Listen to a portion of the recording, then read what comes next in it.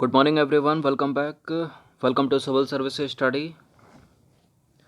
Practice set number 62 लगाते हैं UP PCS के लिए।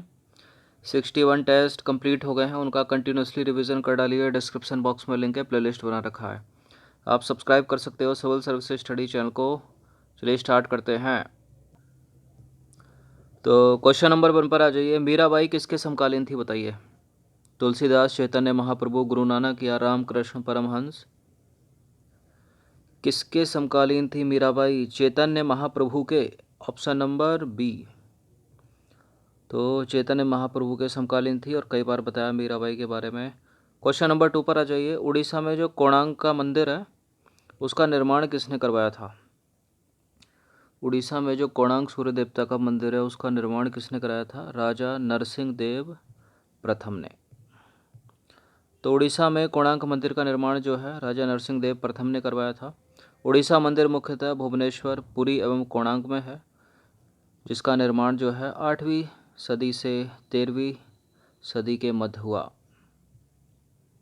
बाबर ने अपने बाबरनामा में जिस हिंदू राज्य का उल्लेख किया है उसका नाम बता दीजिए।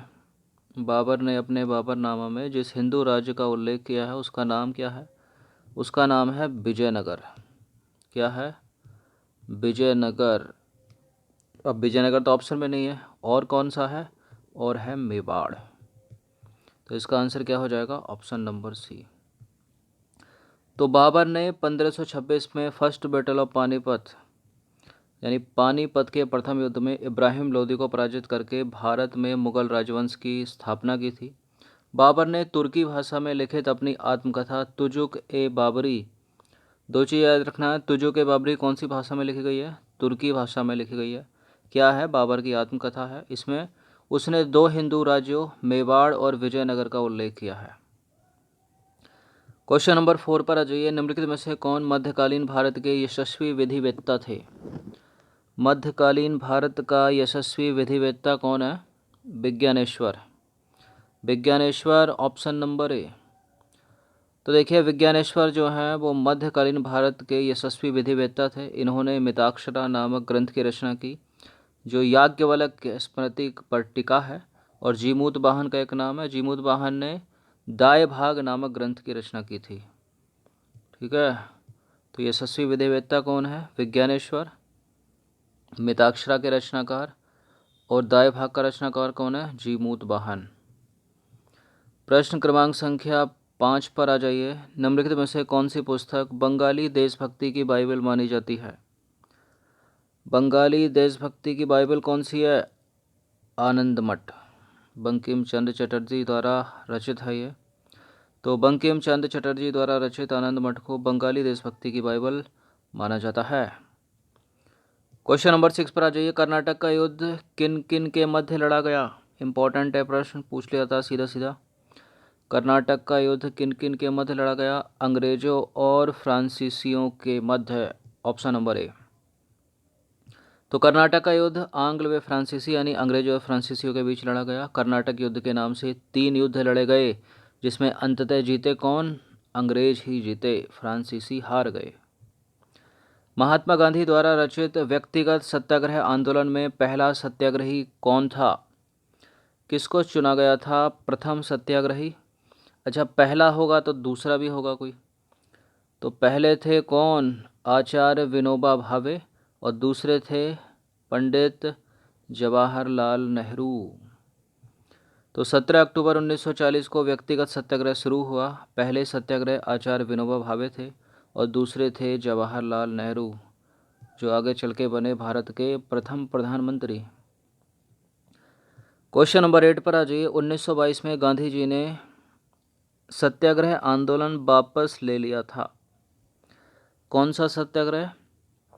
असहयोग आंदोलन उन्होंने वापस ले लिया था। क्यों लिया था? क्योंकि चौरी चौरा की हिंसक घटना हो गई थी 1922 में गोरखपुर में। तो 5 फरवरी 1922 को गोरखपुर जिले के चौरी चौरा कस्बे में भगवान अहीर के नेतृत्व में, किसके नेतृत्व में? भगवान अहीर के नेतृत्व में असहयोग आंदोलन का जुलूस निकल रहा था।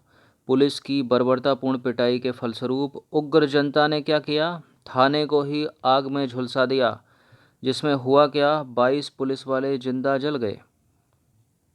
अब देखिए, यह गांधीवादी रणनीति के अहिंसा वाले सिद्धांत पर एक गहरी चोट थी। ठीक है ना, अहिंसावादी थे ना गांधी जी, और उनकी जनता क्या कर रही है, उनके क्रांतिकारी क्या कर रहे हैं, अंग्रेज अधिकारियों को जिंदा जला रहे हैं थाने के अंदर। इसके फलस्वरूप गांधी जी रुष्ट हो गए और क्या क्या उन्होंने 12 फरवरी 1922 को कांग्रेस कार्यकारिणी की बैठक में आंदोलन को स्थगित कर दिया। सर्व एक कर था। सर्व किस पर लगाया जाता था? ये सर्व ये लगाया जाता था सिंचाई पर। सिंचाई पर सर्व, तो सर्व कर सिंचाई पर लगाया जाता था। फिरोज, देखिए फिरोज तुगलक ने जो है उलेमा की स्वीकृति से सिंचाई कर लगाया, जो उन किसानों को देना पड़ता था जो अपनी खेती की सिंचाई के लिए सरकारी नहरों से पानी लेते थे। ठीक है,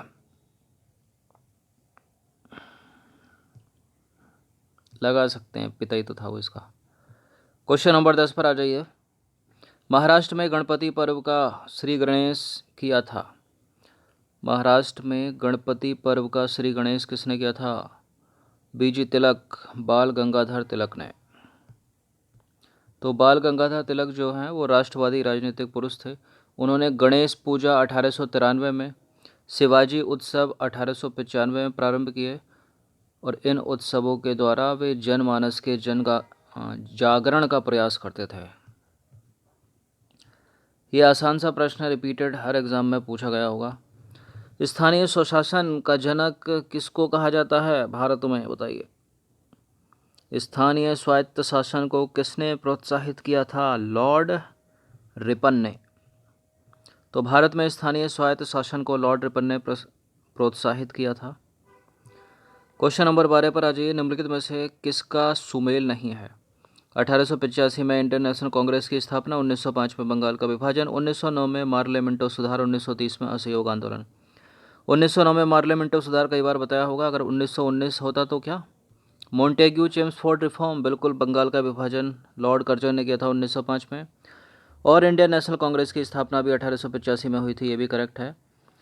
1930 में तो सविनय अवज्ञा आंदोलन हुआ था ना, असहयोग आंदोलन तो 1920-21 का है, गलत है यहाँ पर डी वाला स्टेटमेंट। तो असहयोग आंदोलन के प्रारंभ का वर्ष है 1920 और गांधी जी के नेतृत्व में चलाया गया प्रथम राष्ट्रव्यापी आंदोलन का उद्देश्य लक्ष्य की प्राप्ति था। ठीक है, 5 फरवरी 1922 में चौरी चौरा घटना के बाद गांधी जी ने इस आंदोलन को स्थगित कर दिया था। क्वेश्चन नंबर 13 पर आ जाइए। 13वां प्रश्न है, जब भारतीय राष्ट्रीय कांग्रेस ने भारत छोड़ो प्रस्ताव पारित किया उस समय कांग्रेस का अध्यक्ष कौन था? इंपॉर्टेंट है प्रश्न। कौन था? मौलाना अबुल कलाम आज़ाद। 1940 से लेकर 46 तक ये इंडियन नेशनल कांग्रेस के अध्यक्ष थे। तो देखिए, जब भारत में भारतीय राष्ट्रीय कांग्रेस द्वारा भारत छोड़ो आंदोलन पारित किया गया तो उस समय कांग्रेस के अध्यक्ष थे अबुल कलाम आज़ाद। गांधी जी कांग्रेस के अध्यक्ष 1924 में और जवाहरलाल नेहरू 1929 में, 1936 में, 1937 में बने। सरदार वल्लभ भाई पटेल 1931 में थे। ये इंपॉर्टेंट है, गांधी जी का एकमात्र अधिवेशन 1924 का बेलगांव। ठीक है, पूछ लिया जाता है। अब मौलाना अबुल कलाम आज़ाद की बात करें तो 1940 से लेकर 46 तक वो कांग्रेस के अध्यक्ष थे, 6 साल।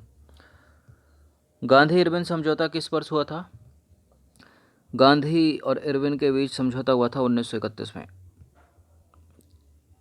तो देखिए, गांधी इरविन समझौता जो है वो 5 मार्च 1931 को हुआ था।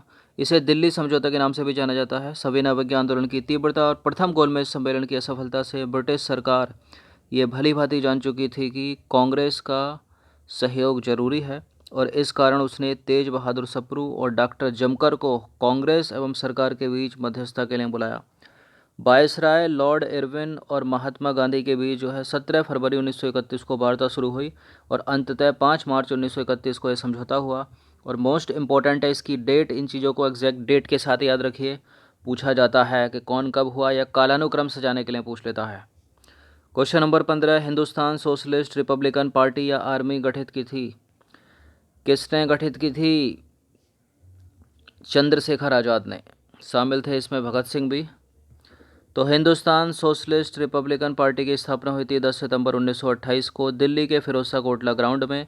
भगत सिंह, भगवती चरण बोरा जैसे युवाओं ने चंद्रशेखर आज़ाद के नेतृत्व में बैठक की, जिसमें समाजवादी लक्ष्य को स्वीकार किया गया। तो नेतृत्वकर्ता कौन है यहाँ पर? चंद्रशेखर आज़ाद। इसलिए सही उत्तर कौन है? चंद्रशेखर आज़ाद। तो 15 प्रश्न थे इंपॉर्टेंट, इनकी प्रैक्टिस करके एक बार और दूसरी बार इनका रिवीजन कर लेना ताकि लंबे समय तक याद रहे। धन्यवाद।